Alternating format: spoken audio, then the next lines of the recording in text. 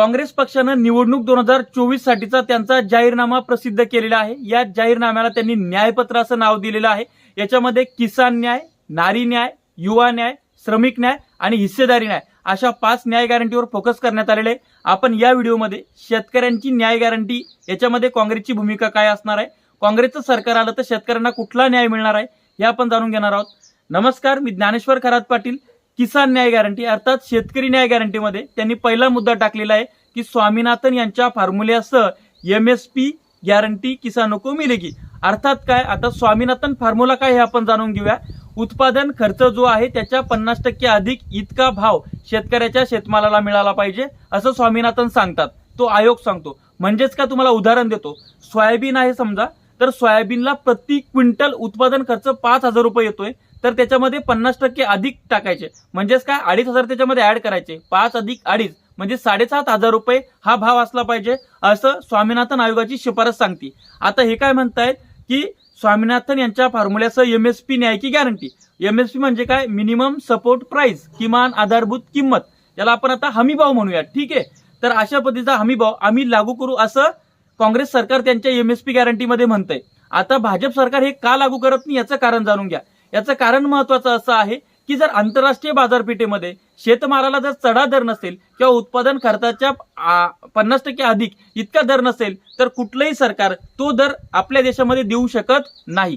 दुसरा मुद्दा, आपण व्यापाऱ्यांवर अशा दरांमध्ये खरेदी करा अशी सक्ती करू शकत नाही। व्यापारी म्हणेल मला वाटलं तर मी खरेदी करेल, नाही तर मी खरेदी करणार नाही, व्यापारी खरेदी थांबवतील। मग अशा याच्यामध्ये एकच पर्याय असतो की या संपूर्ण शेतमाल सरकारनं शेतकऱ्याकडनं खरेदी करणं।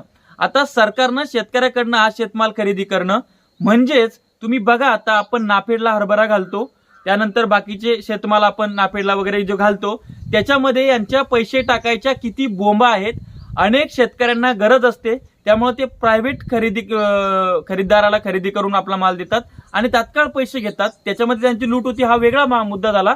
परंतु गरज महत्वाची असते, म्हणून अशा पद्धतीमध्ये शेतकऱ्यांना सरकार खरेदी करून ही जी प्रोसेस आहे, ही पेमेंट प्रोसेस कशी असणार, हे सगळं कसं असणार याच्यावर प्रश्नचिन्ह आहे। हे संपूर्ण काँग्रेसनं क्लिअर करणं गरजेचं आहे।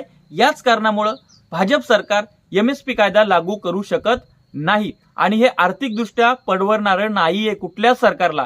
महासत्ता देश जरी असेल तरी सुद्धा ही मागणी मान्य होऊ शकत नाही। त्याच्यामुळं भाजप असो की काँग्रेस असो, फक्त विरोधी पक्षात गेले की शेतकऱ्याला कुठलीही आश्वासनं द्यायची आणि या आश्वासनाच्या बळावर निवडणुका जिंकायच्या आणि शेतकऱ्याला मूर्ख बनवायचं, हा सगळा हा धंदा चालू आहे। हे अर्थकारण शेतकऱ्यांना समजून घेणं गरजेचं आहे। याच्यापेक्षा मागणी अशी असायला हवी आमच्या मते, किंवा शेतकरी संघटनेच्या मते अशी मागणी असायला हवी की जो काय भाव फरक आहे, तो भाव फरक म्हणजे जसं की आता सरकारनं सोयाबीनचा हमी भाव 4,600 प्रति क्विंटल ठेवलेला आहे। सोयाबीन सध्या बाजारामध्ये 4,200 प्रति क्विंटल विकते।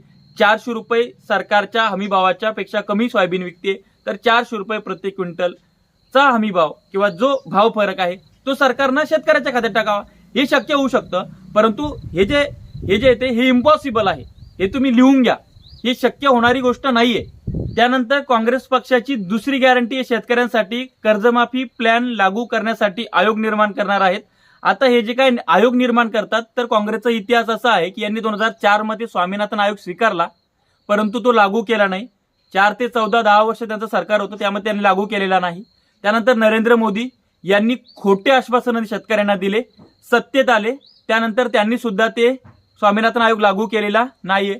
आता काँग्रेस जे हे म्हणतंय की बा कर्जमाफी करण्यासाठी आम्ही एक प्लॅन आणि तो एक आयोग तयार करणार आहे, तर याच्यामध्ये काय असणार आहे नेमकं, तर शेतकऱ्यांची संपूर्ण माहिती घेतली जाणार, त्याच्यावर कर्ज किती आहे त्याला सुद्धा ते स्वामीनाथनाचाच आधार घेण्याची चिन्ह या ठिकाणी दिसत आहेत आणि त्या माध्यमातून मग त्यांची कर्जमाफी करण्यासाठी एक प्लॅन होईल आणि तो आयोग होईल, एक कायदा त्या संदर्भात होईल आणि त्यातून ते करतील। परंतु राहुल गांधीचं जे स्टेटमेंट आहे की नरेंद्र मोदींनी करोडपतींची कर्ज माफ केली, आम्ही छोट्या छोट्या उद्योगपतींची, शेतकऱ्यांची, कष्टकऱ्यांची, कामकऱ्यांची कर्ज माफ करणार आहोत, हे त्यांचं अभिनंदनीय आहे किंवा अभिमानास्पद आहे। त्यानंतर काँग्रेसची तिसरी गॅरंटी जी आहे की पीक नुकसान झाल्यास 30 दिवसाच्या आत खात्यात पैसे ट्रान्सफर करण्यात येईल। अर्थात सध्या काय आहे, PMFBY आहे, प्रधानमंत्री फसल विमा योजना, या माध्यमातून सरकारची शेतकऱ्याची प्रचंड लूट होतीये आणि दलालांची मजा याच्यामध्ये लागलेली आहे। आमच्याकडे अनेक पुरावे आहेत, जसं की आता हे काय म्हणतात की नुकसान झालं की पूर्वसूचना द्या. पूर्वसूचना दिल्यानंतर ते पीक काढणी होऊन दुसरं पीक शेतात पेरल्यानंतर यांचे माणसं पाहणी करायला येतात. मग कशाच्या आधारे तुम्ही पीक विमा देताय? हा खूप मोठा फ्रॉड आहे. आता ते 1 रुपयात पीक विमा आहे तर सरकारकडनं ते पैसे भरतंय आणि सरकार ते जे पीक विमा कंपनीला पैसे भरायचे तो टॅक्सचा बोजा आपल्यावर टाकते, नागरिकांवर, शेतकऱ्यांवर, आणि आपण ते भरतोय. म्हणजे आपणच भरतोय. सरकार काय फक्त मधली यंत्रणा आहे, गोल गोल फिरवणारी, आणि सरकारमधले लोक सगळे दलाल आहेत. तर याच्या माध्यमातून आता काँग्रेस जे म्हणते की 30 दिवसात आम्ही ट्रान्सफर करू, परंतु तशी यंत्रणा आपल्याकडे आहे का की बाबा 30 दिवसाच्या आत नुकसानीचे टक्केवारी काढून ती नुकसान पर्सेंटेज काउंट करून मग त्यानुसार किती नुकसान भरपाई द्यायची हे ठरवून आणि मग ती यंत्रणा थेट खात्यात पैसे टाकण्याची, याच्यावर खूप मोठं काम करणं गरजेचं आहे. याच्यामध्ये असंख्य त्रुटी आहेत. त्या त्रुटी म्हणजे त्याच्यावर एक वेगळा व्हिडिओ शकतो, इतक्या त्रुटी या पीक विमाच्या पोर्टलमध्ये आहेत. आणि विशेष म्हणजे केंद्र सरकारच्या अंडर असल्यामुळं आपल्या राज्याच्या कृषी मंत्र्याचा काहीच वचक त्याच्यावर नाही, किंवा ते कृषी मंत्र्याचं ऐकत नाहीत, कृषी खात्याचं ऐकत नाहीत. आपल्या हातात फार फार तर त्यांच्यावर फक्त गुन्हे दाखल करणं आहेत आणि गुन्ह्यामध्ये कुठं काही होत नाही. शेतकरी कुठं लढत नाहीत आणि मग त्याचा धिंगाणा होऊन जातो त्याच्यामध्ये. अशा पद्धतीचं आहे. तर ही जी 30 दिवसाच्या आत खात्यात ट्रान्सफरची, तर ही पूर्ण यंत्रणा पूर्ण ते सांगणं गरजेचं आहे त्यांनी. नंतर शेतकऱ्यांसाठी नवीन आयात निर्यात धोरण जे शेतकऱ्यांना पूरक असेल, ही त्यांची 4थी गॅरंटी आहे. आता हा सगळ्यात महत्त्वाचा विषय आहे. तुम्ही आधी जे म्हणताना हमीभाव कायदा XYZ ते काहीच करू नका. तुम्ही फक्त आयात निर्यात धोरण जे आहे ते शेतकऱ्यांना पूरक राबवा. शेतकरी तुमच्याकडे तुमच्या योजनेची भिकही आम्हाला नको, आम्ही तुम्हाला भावही मागत नाही. कारण कांदा जर तुम्ही निर्यात बंदी लादली नसती तर कांदा 4 ते 5 हजार रुपये प्रति क्विंटल विकला असता. तुमच्या निर्यात बंदीमुळे कांदा 7 आणि 8 रुपये प्रति किलो विकतोय. हे तुम्ही लक्षामध्ये घ्या. म्हणजेच तुम्ही 700-800 रुपये क्विंटलवर कांदा आणला 4,000 रुपये प्रति क्विंटलचा.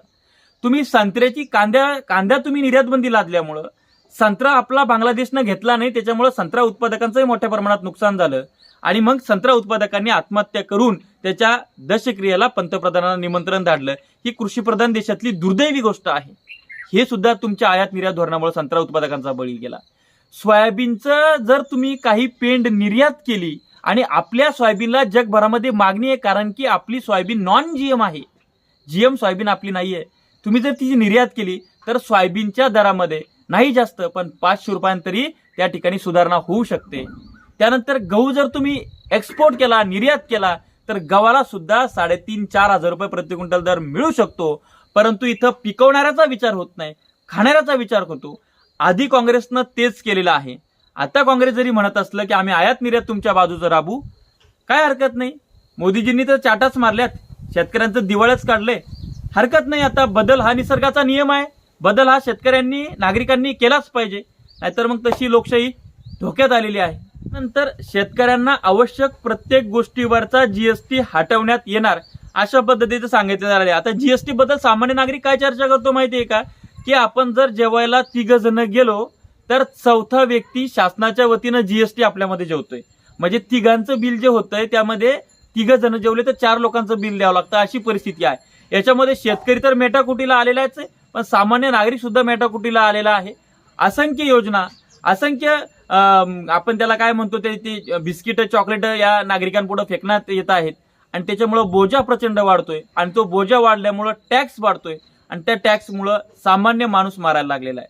त्याच्यामुळं GST किंवा करावर शासन चालतं हे मान्य आहे, परंतु काही योजना कमी केल्या तर चालतील, पण कर जरा कमी करा. आणि हे जर काँग्रेस सरकार करणार असेल तर यांचं आपण स्वागतच करूयात. तर अशा पद्धतीच्या किसान न्याय गॅरंटीमध्ये 5 न्याय गॅरंटी आहेत. मी ना काँग्रेसचा ना भाजपचा, मी आहे शेतकरी बापाचा. त्याच्यामुळं आपण सडेतोड बोलणार, कोणाची मिंदे आपण नाही आहोत.